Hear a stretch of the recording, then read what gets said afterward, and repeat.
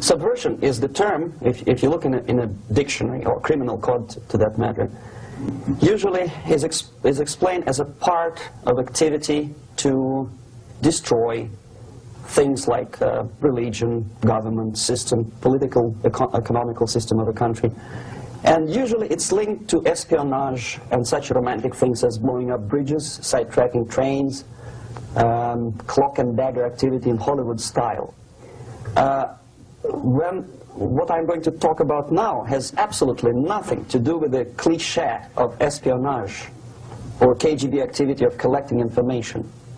So the greatest mistake or misconception, I think, is that whenever we are talking about KGB, for some strange reason, starting from Hollywood movie makers to professors of political science and quote-unquote experts on Soviet affairs, or Kremlinologists as they call themselves, they think that the most desirable thing for Andropov and the whole KGB is to steal blueprints of some supersonic jet, bring it back to Soviet Union and sell it to the Soviet military-industrial complex.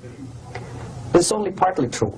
If we take the whole time, money, and manpower that the Soviet Union and KGB in particular spends outside of USSR border, we will discover, of course there are no official statistics unlike with CIA or FBI, that the espionage as such occupies only 10 to 15% of money, time, and manpower. 15% of the activity of KGB. The rest, 85%, is always subversion. And unlike a dictionary of English, Oxford Dictionary, subversion in Soviet terminology means always a destructive, aggressive activity aimed to destroy the country, nation, or geographical area of your enemy. So there's no romantics in there, absolutely. No blowing up bridges, no microfilms in Coca-Cola cans, nothing of that sort. No James Bond nonsense. Most of this activity is overt, legitimate, and easily observable if you give yourself time and trouble to observe it. But according to the law and law enforcement systems of the Western civilization, it's not a crime. Exactly because of misconception, manipulation of terms. We think that subverter is a person who is going to blow up our beautiful bridges. No. Subverter is a student who comes for exchange, a diplomat, an actor, an artist, a journalist like myself was 10 years ago. Now, subversion is an activity which is a two-way traffic. You cannot subvert an enemy which doesn't want to be subverted. If you know history of Japan, for example, before 20th century, Japan was a closed society. The moment a foreign boat comes to the shores of Japan, the Imperial Japanese Army politely tells them to get lost. And if American salesman comes to the shore of Japan, let's say 60 or 70 years from now back, and says, oh, I have a very beautiful vacuum cleaner for you, with the good financing, please leave us, we don't need your vacuum cleaner. If they don't leave, they shoot them to preserve their culture, ideology, traditions, values intact. You were not able to subvert Japan. You cannot subvert Soviet Union because the borders are closed. The media is censored by the government. The population is controlled by the KGB and internal police. With all the beautiful glossy pictures of Time magazine and Magazine America, which is published by the American embassy in Moscow, you cannot subvert Soviet citizens because the magazine never reaches Soviet citizens. It's collected from the newsstands and thrown to garbage can. Subversion can be only successful when the initiator, the actor, the agent of subversion has a responsive target. It's a two-way traffic. The United States is a receptive target of subversion. There is no response similar to that one from the United States to the Soviet Union. The theory of subversion goes all the way back 2,500 years ago. The first human being who formulated the tactics of subversion was a Chinese philosopher by the name of Sun Tzu. He was an advisor for several imperial courts in ancient China. And he said, after long meditation, that to implement state policy in a warlike manner, it's the most counterproductive, barbaric, and inefficient to fight on a battlefield.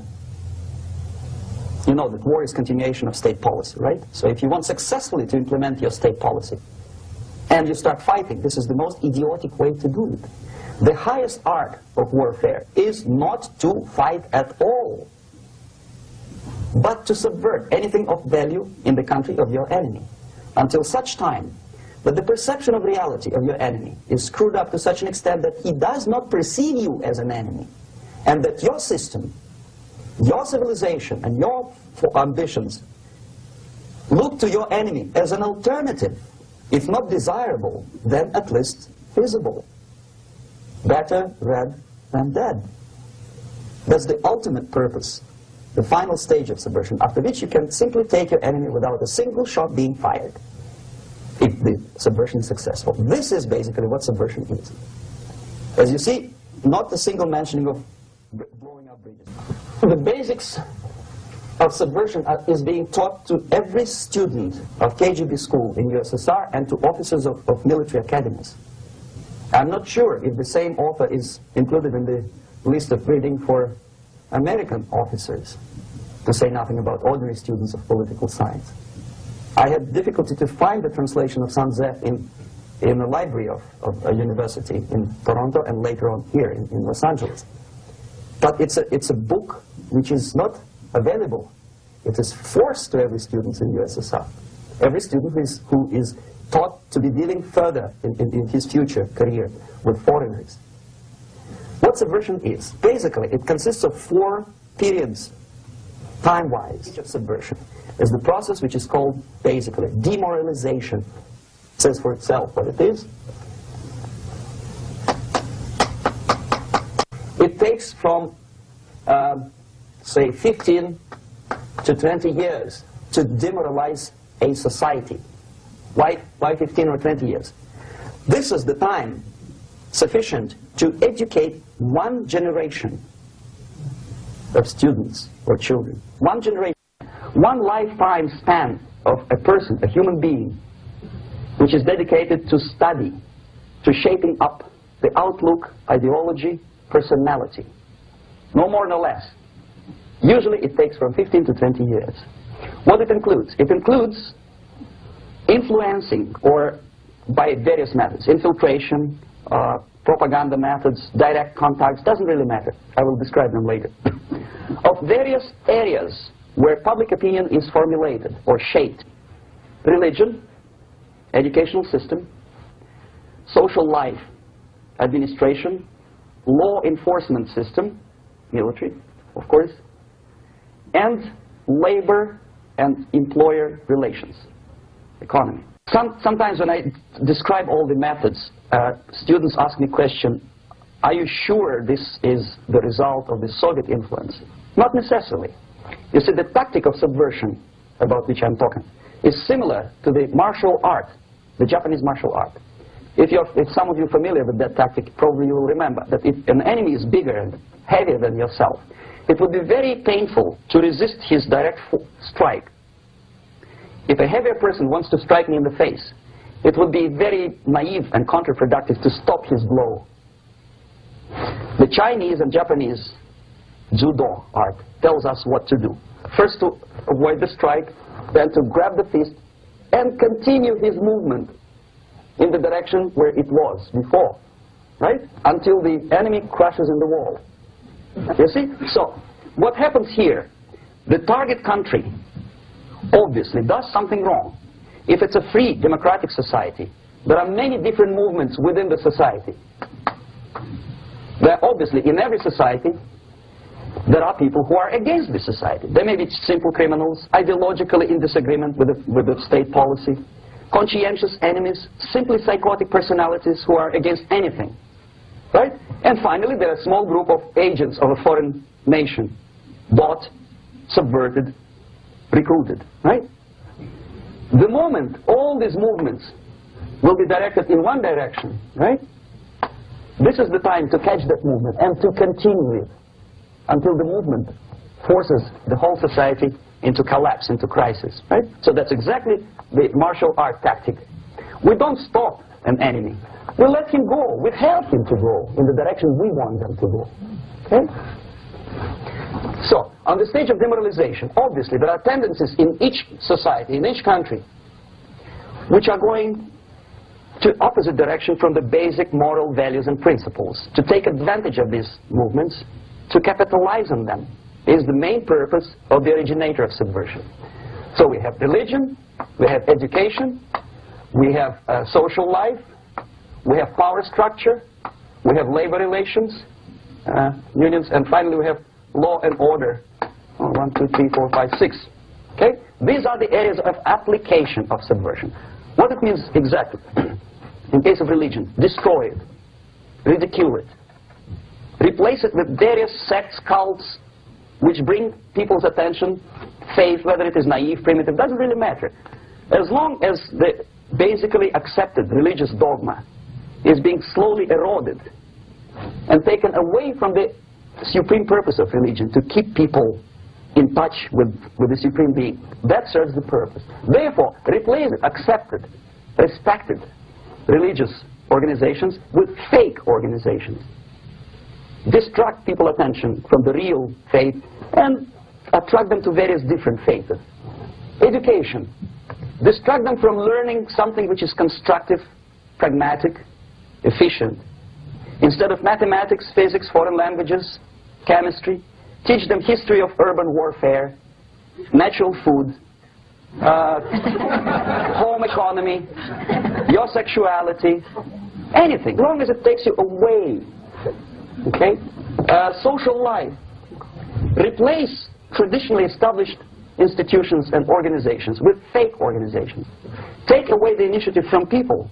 Take away the responsibility from naturally established links between individuals, group of individuals, and society at large, and replace them with artificially, bureaucratically controlled bodies. Instead of social life and friendship between neighbors, establish social workers institutions. The people who are on payroll of whom? Society? No. Bureaucracy. The main concern of social workers is not your family, not you, not social relations between groups of people. The main concern is to get the paycheck from the government. What will be the result of their social work doesn't really matter. They can develop all kinds of concepts to show to the government and to the people that they're useful. Okay. Away from the natural links. Power structure. Okay. The natural bodies of administration, which are traditionally either elected, power structure. Okay. The natural bodies of administration, which are traditionally either elected by people at large or appointed by elected leaders of society, are being actively substituted by artificial bodies. The bodies of people, groups of people, whom nobody elected. Never. As a matter of fact, most of the people don't like them at all, and yet they exist. One of such group is media. Who elected them?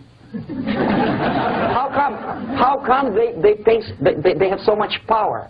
Almost monopolistic power on your mind. They can rape your mind. But who elected them? How come they have a nerve to decide what is good and what is bad for the elected by you, president and his administration? Power structure slowly is eroded by the bodies and groups of people who do not have neither qualification nor the will of people to keep them in power, and yet they do have power. Okay. Together with that, there is another process. Law enforcement, law and order organization and structure is being eroded. For the last 20, 25 years, if you see old movies and new movies, you can see that in new movies, a policeman, an officer of the United States Army looks dumb, angry, psychotic, paranoid. A criminal looks nice, kind of, well, he smokes hash and shoots the whatever drug, but basically he's a nice human being. He's creative. And he's unproductive only because society oppresses him. Whereby a general of Pentagon is always, by definition, a war maniac. A policeman is a pig, rude policeman. He abuses his power. You know? A generalization like that. The hatred, the mistrust to the people who are supposed to protect you and enforce law and order. Moral relativity. The Angelo Buono process lasted 2 years in Los Angeles. And yet there are still some lawyers who say, look, a slow substitution of basic moral principles, whereby a criminal is not a criminal, actually. He's a defendant. Even if his guilt is proven, there is still a doubt to kill or not to kill, to be or not to be. Thou shalt not kill, yes. But this line may not necessarily be applicable to a murderer. Thou shalt not murder. That should be the presumption, not that thou shalt not kill. Okay, labor relations. At this stage, within 15 to 20 years, we destroy the traditionally established links of bargaining between employer and employee. The classical Marxist-Leninist theory of natural exchange of goods. Person A has 5 sacks of grain and person B has 5 pairs of shoes. And the natural exchange without money is when they bargain between each other. And only with the introduction of the third force, C, an entirely third foreign stranger who says, no, don't give him 5 sacks of grain, give it to me, and you give me your 5 pairs of shoes, and I will distribute it accordingly, so that the economy will go. This is the death of natural exchange, and death of natural bargaining. Well, trade unions were established 100 years ago. The objective was to improve working conditions and to protect the rights of workers from those employers who were abusing their right because they had more money. Objectively, at that time, initially, the trade union movement did work. What we see now is that the bargaining process is no longer resulting in the compromise, which is leading objectively to betterment of working conditions and increase of salary. What we see is that after each prolonged strike, the workers lose. Even if they have 10% increase of their salaries, they cannot catch up due to inflation and due to missed time.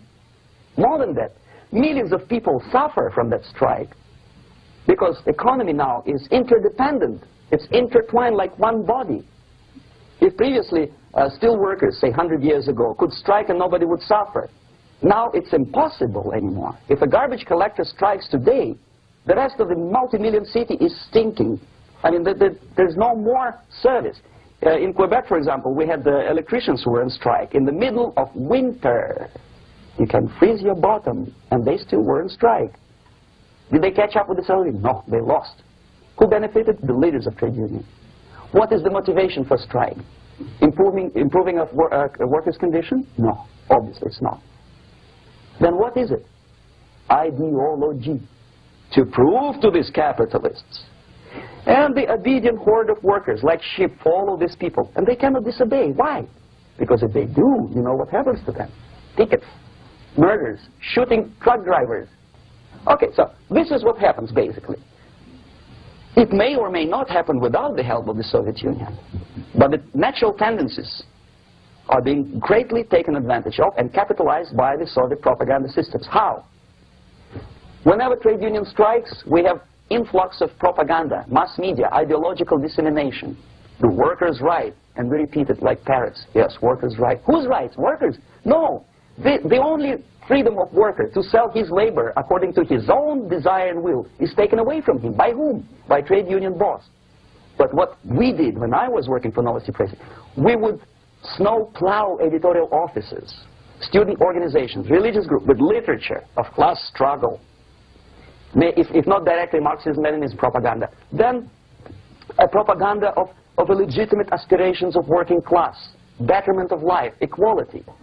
The moment you bring a country to the point of almost total demoralization, when nothing works anymore, when you are not sure whether it is right or wrong, good and bad, but there's no division between evil and good, when even the leaders of church sometimes say, well, violence for the sake of justice, especially social justice, is justified in countries like Nicaragua, El Salvador, well, maybe Rhodesia, and we listen to them and say, yeah, probably it's true. Is it true? No, it is not true. Violence is not justified, especially for the sake of quote-unquote social justice introduced by Marxist-Leninism. That is my former colleagues from Novosti Press Agency. Okay, so we reached that point. The next step is destabilization.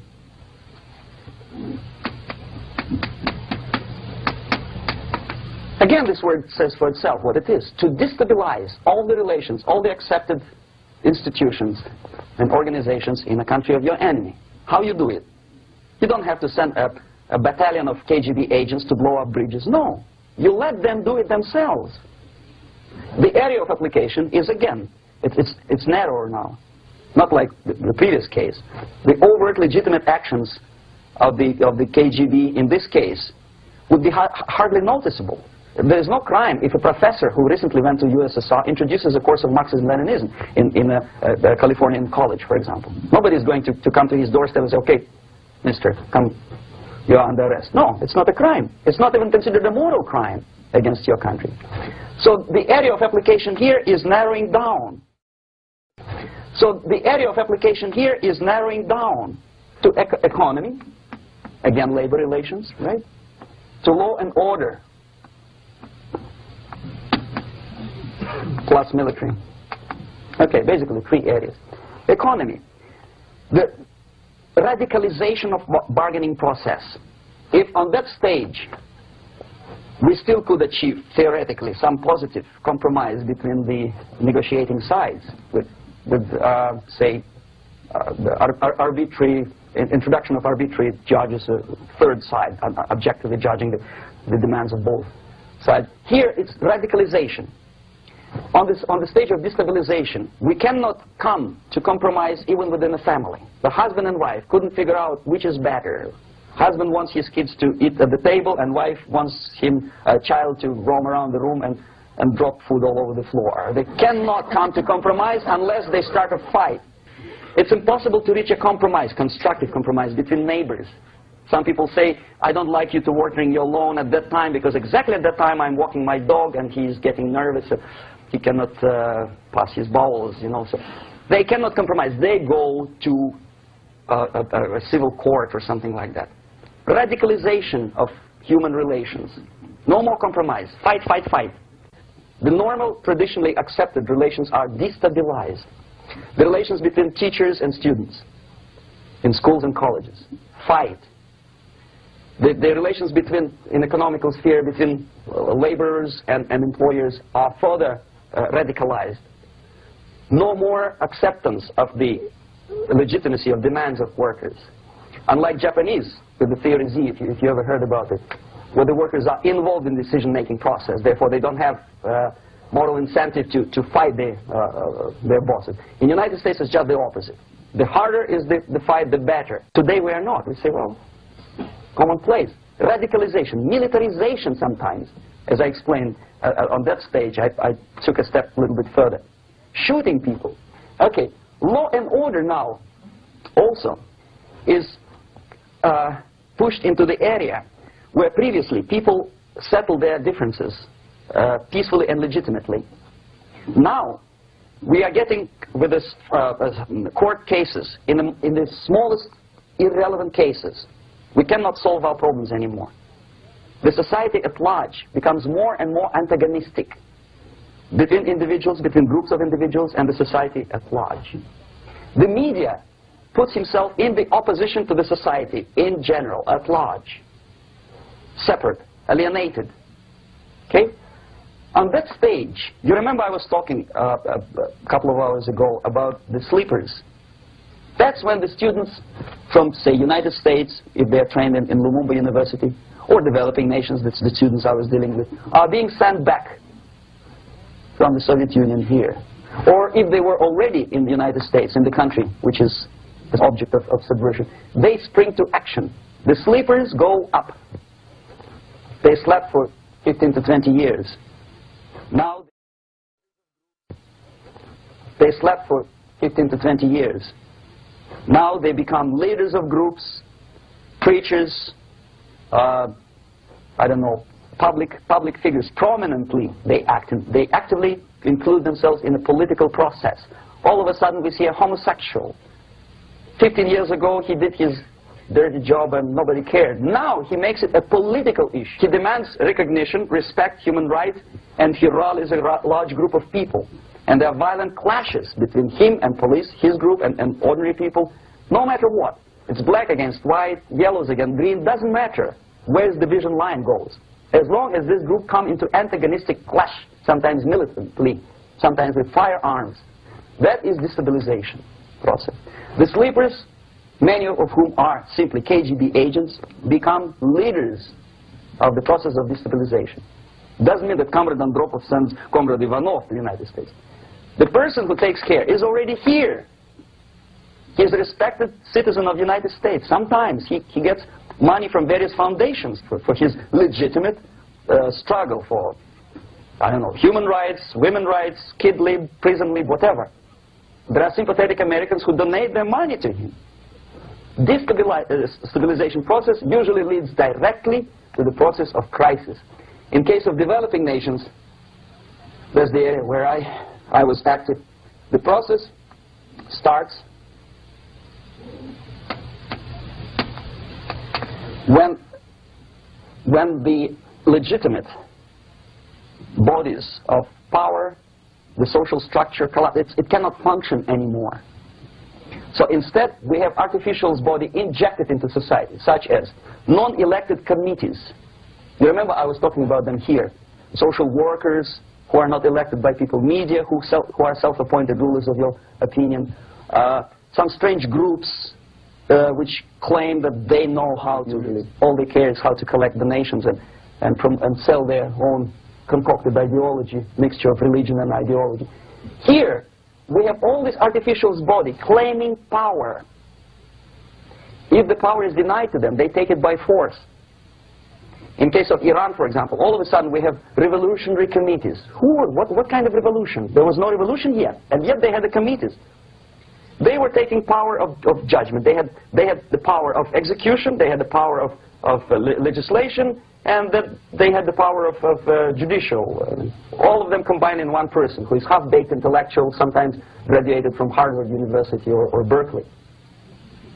He comes back to his country and he thinks that he knows the answer to all the social economical problems. Okay? Crisis is when society cannot function anymore productively. It collapses, obviously. That's the word for crisis. So therefore, the population at large is looking for a savior. The religious groups are expecting a Messiah to come. The workers say, we have family to feed. Let's have a strong government, maybe socialist government, centralized. When somebody put the employers on their place and let us work. We are sick and tired of going to strike and missing overtime and all that stuff. We need some strong man, strong government, a leader, a savior is needed. Population is sick and tired already. And here we are. We have a savior. Either a foreign nation comes in, or the local group of leftists, Marxists, no matter what they call themselves, Sandinista, a reverend or some sort, Bishop Muzureva, like in Zimbabwe, doesn't matter. A savior comes and says, I will lead you. So we have two alternatives here. Civil war and invasion. Okay? See how it goes? Civil war, we know what it is. Lebanon is the best example. The civil war, which was artificially implanted in Lebanon by injection of force of PLO, Palestinian Liberation Organization. Invasion we have in many other countries like Afghanistan. Name any East European country, it was invaded by the Soviet army. So the result is the same. The next stage is normalization. Normalization is a very ironic word, of course. It is borrowed from 1968 situation in Czechoslovakia, when the Soviet propaganda and after them New York Times declared the country is normalized. The tanks moved into Prague, so there's no more Prague Spring, there's no more violence, normalization. At that stage, the self-appointed rulers of the society don't need any revolution anymore. They don't need any radicalism anymore. So this is the reverse from destabilization. Basically, it is stabilizing the country by force. So all the sleepers and activists and social workers and liberals and homosexuals and professors and Marxists and Leninists are being eliminated physically sometimes. They've done their job already. Okay? They are not needed anymore. The new rulers need stability to exploit the nation, to exploit the country, to take advantages of the victory. Okay? So no more revolutionaries, please. And that's exactly what happens in a number of countries. You remember Bangladesh? This is the crisis in which I was instrumental. First they had Mujibur Rahman. In 1971 he was the leader of People's Party, Awami League, with mustache like Stalin. He was in Russia many times. In 5 years he was shot by his former colleagues, Marxists. He fulfilled his function. In Afghanistan it happened 3 times. First there was Taraki, then there was Amin, now there is Babrak Karmal. They killed each other successively, one after another.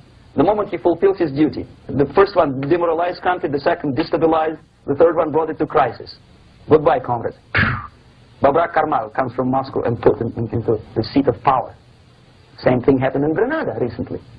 Maurice Bishop, Marxist, was killed by Austin, what's his name, General something, who was also a Marxist. Right? So no more revolutions, please. Normalization now. From now on, no more strikes, no more homosexuals, no more women lead, no more kid lead, no more lead, period. So good, solid, democratic, proletarian freedom. That's it. Now, to reverse this process takes enormous effort.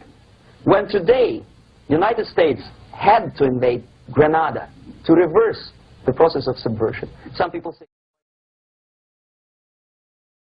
this is this country before it erupts into civil war. Okay? Support the right-wing conservative forces. Buy money, buy crooks or love, doesn't matter. Stabilize the country. Don't let the crisis develop into civil war or invasion.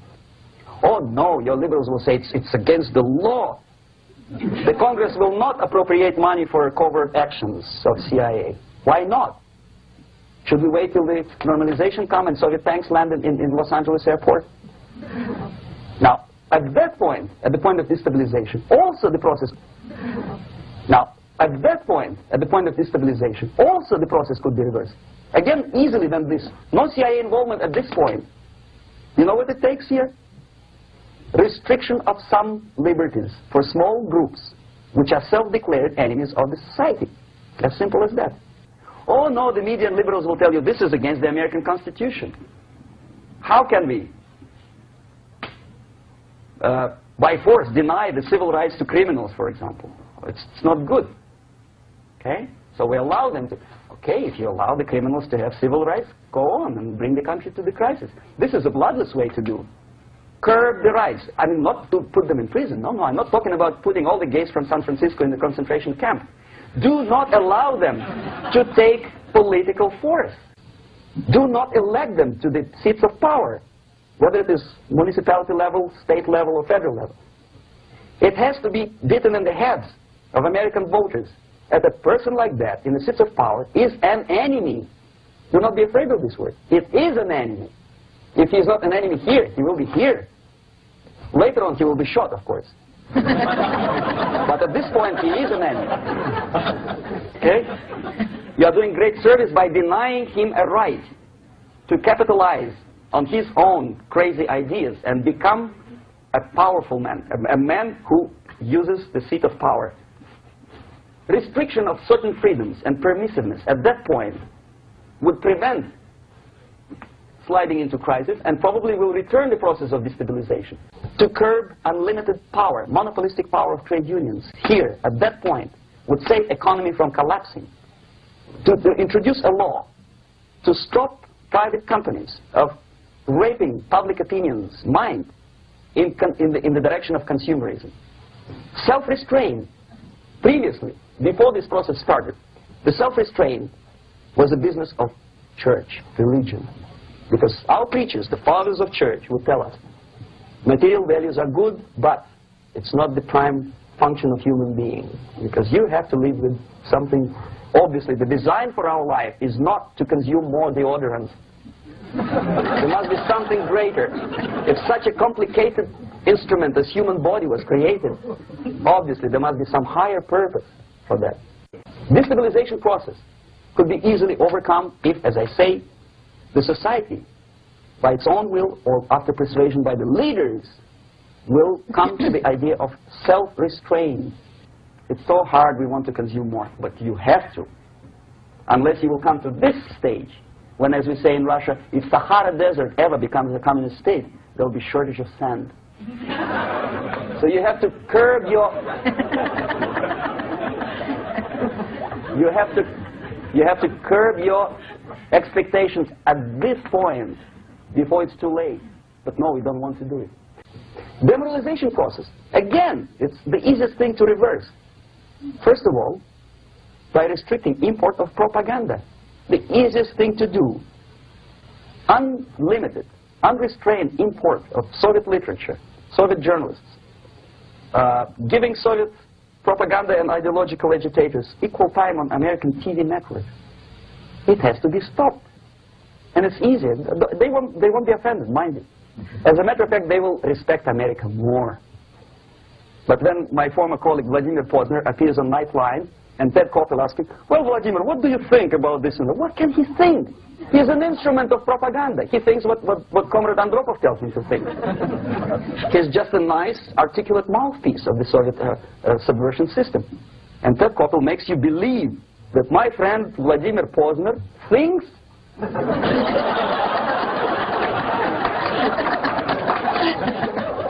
the process of demoralization may not have started at all if at that point the country, which is a recipient of subversion, actively, not violently, but actively, prevents importation of foreign ideology.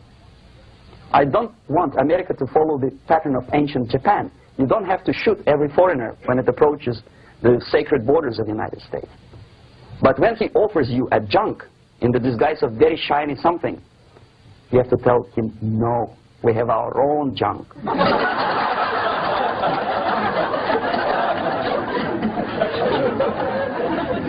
If at that point the society is strong, brave, and conscientious enough to stop importation of ideas which are foreign, then the whole chain of events could be prevented, could be stopped right here, both as an expert and as an import. And that takes one step, one very important thing to do. You don't have to expel all the KGB agents from Washington, D.C.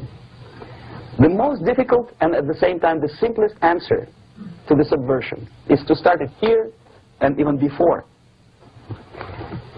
by bringing back the society to religion, something that you cannot touch and eat and put on yourself, but something that rules society and makes it move and preserve it. A Soviet scientist, Shafarevich, who has nothing to do with religion, he is a computer scientist, did a very intensive research on the history of socialist countries. He calls socialist or communist any country with a centralized economy and a pyramidal style of power structure. And he discovered, actually he didn't discover it, he just brought to attention of his readers, that civilizations like Mohenjo-Daro in the river Indus area, like Egypt, like Maya, Incas, like Babylonian culture, collapsed and disappeared from the surface of Earth. The moment they lost religion, as simple as that, they disintegrated. Nobody remembers about them anymore. Well, distantly. So, the ideas are moving society and keeping mankind as a society of human beings, intelligent, moral agents of God. The facts, the truth, the exact knowledge may not. All the sophisticated technology and computers will not prevent society from disintegrating and eventually dying out. Have you ever met a person who would sacrifice his life, freedom, for the truth like that? This is truth. I never met a person who said, this is truth and I'm ready to shoot me. To defend the truth. Right? But millions sacrifice their life, freedom, comfort, everything for things like God, like Jesus Christ. It's an honor. Some martyrs in the Soviet concentration camp died. And they died in peace, unlike those who shouted, long live Stalin, knowing perfectly well that he may not live long. Something which